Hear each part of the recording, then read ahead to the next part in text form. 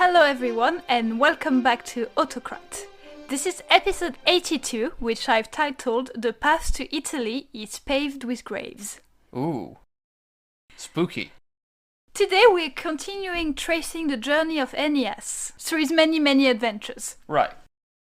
In our last episode we covered book 1 and 2, where he arrived in Carthage and he was telling the story of his little Odyssey, see what I did there, to Queen Dido. Dido presumably said, oh, like the Odyssey. No, completely different to the Odyssey. Better. Keep that in mind. Oh dear. Today we pick up with books 3 and 4, so yeah, let's dive in. Okay. So, book 3. Aeneas resumes his tale, beginning with the aftermath of Troy's destruction. He's leading the surviving Trojan to the coast of Antenda, which I've looked up is in the northwest of Turkey. Okay. Apparently. He oversees the construction of a new fleet. Their final destination is Thrace. Okay. Where did they get the wood from? I'm assuming there's a forest nearby, because I don't know if you've noticed, my guy, Troy is burning down and wood is famously flammable. Also, did I say final? I meant first destination. Okay. Their first destination is Thrace. Okay. And when they get there, Aeneas prepares to offer sacrifice, but the land recoils. The land itself recoils. Okay.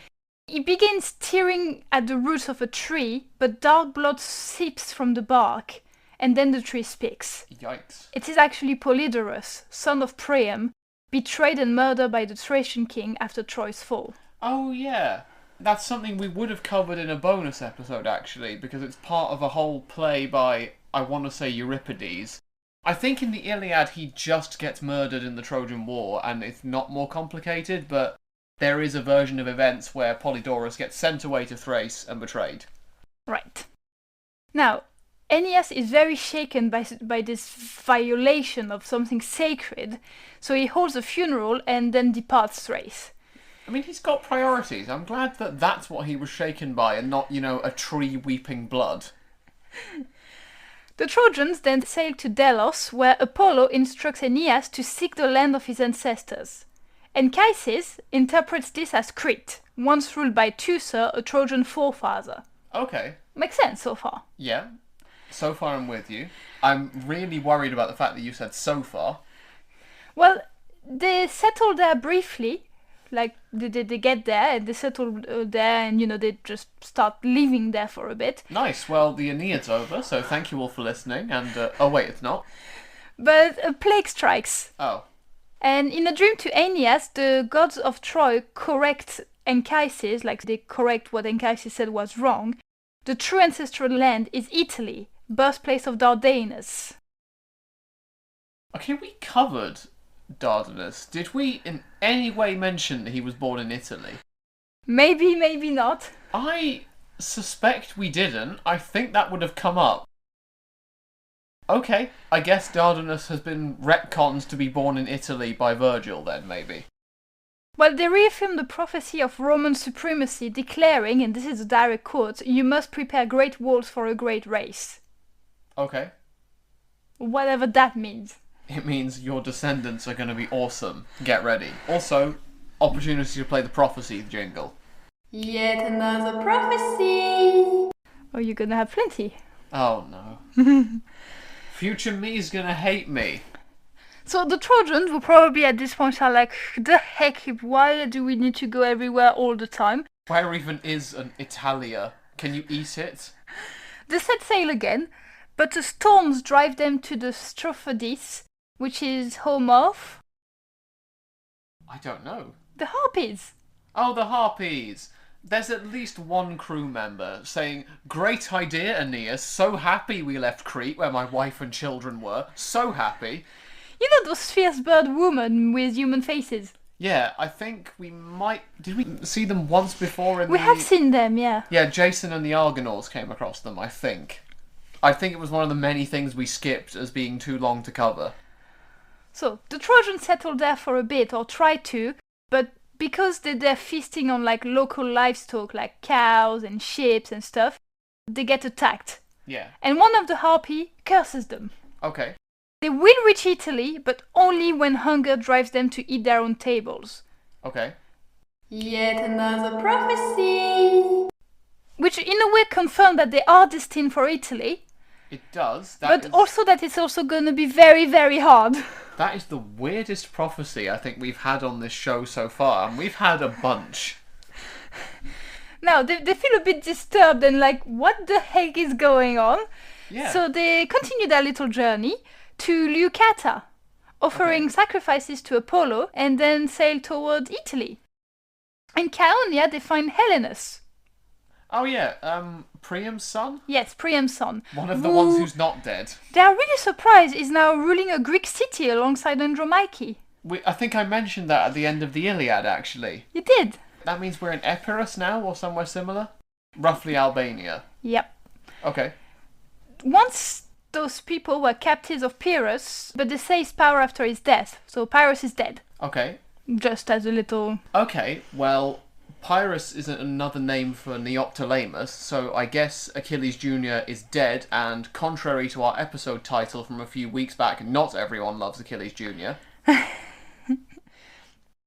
Helenus offers guidance, and Andromache warns them of the perilous strait between Sicily and Italy, guarded by Charybdis, a deadly whirlpool, and Scylla, a six-headed monster. Aeneas wisely chooses the long southern route, like he's not gonna go through the deadly bits. Oh, that's fantastic. We're throwing shade at Odysseus. Could have just gone around it, you moron. Yes, and we're also making a direct link with the Odyssey, meaning that the stories are connected. Right. In a way. From how you said that, I suspect this is the first of many. Well, I'm sure there's others, but this is the main one. Okay, well, if I spot them, I will call them out and we'll see, there's one coming very soon. Okay. So, following Andromache's instructions, Aeneas pilots his fleet along the southern coast of Italy to Sicily, where Mount Etna is erupting in the distance. Oh, it's Typhon. Yeah. Throwback to episode 3. This is full of callbacks today. Now, I've seen a thing that said that Virgil's recollection of the Etna erupting that he might have seen during his lifetime is one of the earliest ever described eruption of the Etna that we still have. Okay. Because it erupted long before that, we know that. Right. But there's no actual written recollection of it. So his recollection, whatever year it was that he wrote this, is one of the first written description of Mount Etna erupting. Well, that's fun. Well, I know Virgil lived between 70 and 19 BCE, and I believe, I haven't looked this up, but the Aeneid was commissioned by Augustus, who takes power as Augustus conventionally in about 27. So presumably sometime in the intervening years. But hey, that's cool. Yeah. For a while, the Trojans rest on the beach, but they are soon startled by a ragged stranger who begs to be taken aboard. Okay. He was in the Greek army under Ulysses. Oh, that's going to go down well with a bunch of Trojans. And his crew was captured by a giant cyclops on Sicily and barely escaped alive. He reports that Ulysses stabbed the monster in one eye to allow their escape. When the stranger finished telling the Trojan his tale, the blinding cyclops actually nearly stumble upon the group. The Trojans make a quick escape with the Greek straggler just as the other cyclops come down to the shore. Yeah, who they finally believed that other Cyclops, that the nobody thing was actually serious. Went, oh, we should check it out. Who are those guys on the beach? And why are they running? I'm going to go out on a limb here and say this was another crossover. Yes, it is another crossover. If this was a TV show, it would just be full of cameos of like minor actors from season 1 who everyone went, that's the guy from the last thing. They sail around Sicily for a bit more. They pass several recognizable landmarks before landing at Drepanum, where Aeneas endures another unexpected loss, his father's death. Oh. Bye-bye, Anchises. Bye-bye, Anchises. The only thing you ever did of note was sleep with, I guess, Venus now. Yeah.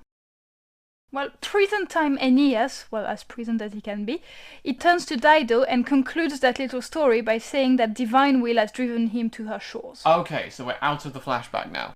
Now, I did a little analysis on, like, the time between them sailing and arriving, and, like, even a little historical thing, but you're gonna tell us. Okay. Now, Book 1 hints to us that the Trojans have been wandering around for 7 years. However, Aeneas' narrative doesn't actually offer that many direct time markers. Yeah, there's a very few of them that we can think, oh, well, that actually might mean that. Yeah.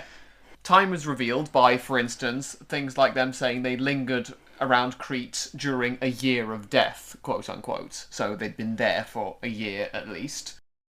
And during this tale, the gods frequently delay or redirect our heroes, and the journey is rarely straightforward. It is. And also one thing I've read and looked up is also they would have to leave when the sea was good enough for them to sail. So they would have to leave usually around the summer, the spring. They wouldn't leave in the winter months.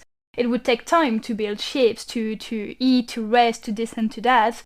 So obviously it feels like he's just doing this, and this, but actually years and years pass because it takes forever. Yeah. I mean, it would be pretty boring if Book 3 of the Aeneid was just called Staring Out at the Sea while we sail vaguely north. I had even made a thing that showed the distance he travelled and how long it would actually take to do that distance. Okay. But I forgot to put it in there. Okay, well, if we find it at any point, we can put it up on the website or in a subsequent episode. Yeah, and I saw that it would take just months to just even sail from one place to the other, just because of travelling at the time was much longer than travelling now. Yeah. Well, we can try and make a little graphic or something. Now, a little historical bit that you might like, Okay. and you might even be able to tell us more about if you feel like it. Sure. So, in Book 1, we talked about a mural in Carthage picturing the events of the Trojan War, which is there by the time Aeneas and his crew show up. Now, historically, the Trojan War and the founding of Carthage were separated by centuries rather than years. So, Virgil is compressing centuries of myth into a single epic arc, and although fate guides Aeneas, the threats he faces are real. His survival is never guaranteed, even though his destiny is. That's something I found funny because it says there's a Trojan War, then he travels for 7 years and gets to Carthage. But when I was looking historically at Carthage and the founding, Yeah.